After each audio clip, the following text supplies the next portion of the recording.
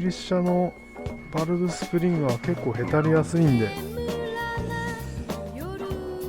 ギリス車のバルブスプリングって結構へたりやすいんで、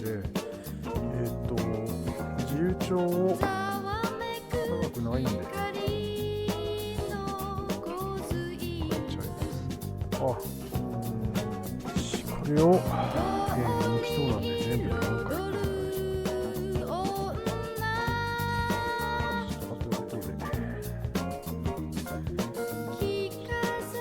ガイド越しにオイルが入っちゃってるね。ちょっとガイドもいいのかもしれないですね。後から見なきゃいけないんですけど、バルブの当たりもこれ外当たりになってますね。ちょっと、シートカット切るぐらいはやらなきゃいけないと思います。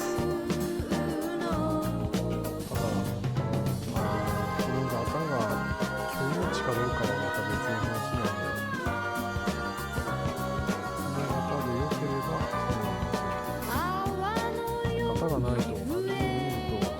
んな感じで途中までオイルがこうやって伝ってって焼けていっちゃう。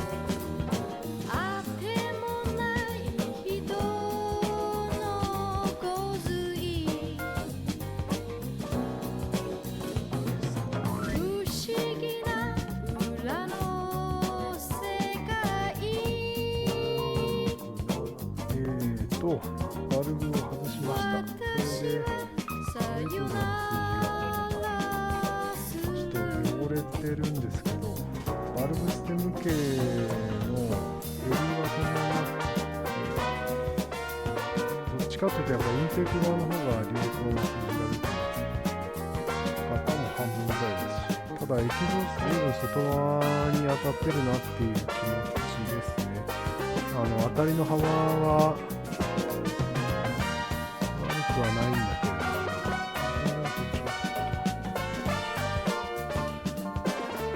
どうかなっていうことですね。ビッグバルブ効果とかっていうよりも、もうこの手の古いエンジンになっちゃったらしっかり締まった方が絶対いいのは確かなんで、ハンドットの左右のスラストをなんとなくこう振ってみたら、左側右バンク側のですね、ハンドットの型がすごくて、あと扇型に伸びちゃって、左側の方は優秀で、平行にスライドしてるんで、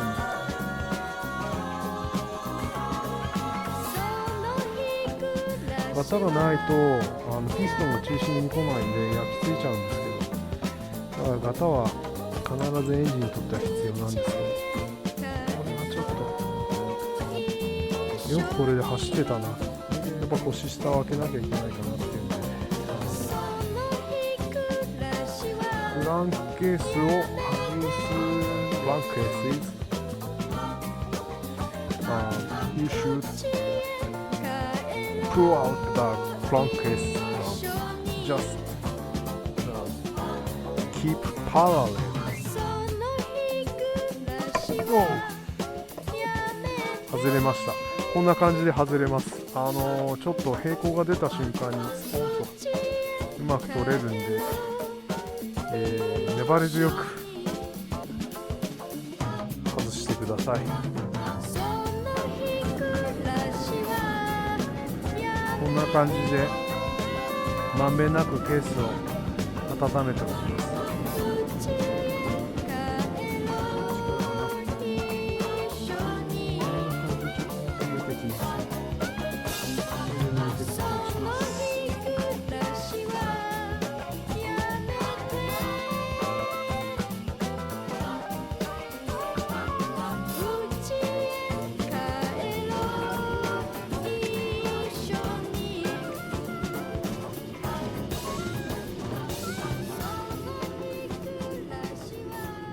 というわけで、ク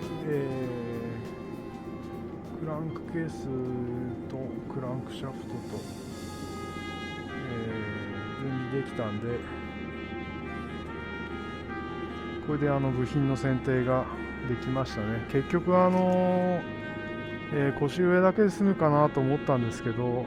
全てはオイルの中にブラストの粉が入ってたことで、腰下までばらさないといけないなっていうことになって、ばらして正解だったと思います。このオートバイエンジンかかってましたけどね、普通にアイドリングもしてましたし、まあこれでバーンと走ったら壊滅的に壊れてたのは確かですね。であとここの中の、中に入ってるスラッジ溜めるピースの交換ですね。でクランクケースのクランクベアリングの交換で、あとはカムシャフトの頭のトップの部分もこのように溝がついちゃってるんで、このまま使ってもいいのかもしれないですけど、まあ値段次第で交換ですね。でその他のものも全部交換していきたいと思います。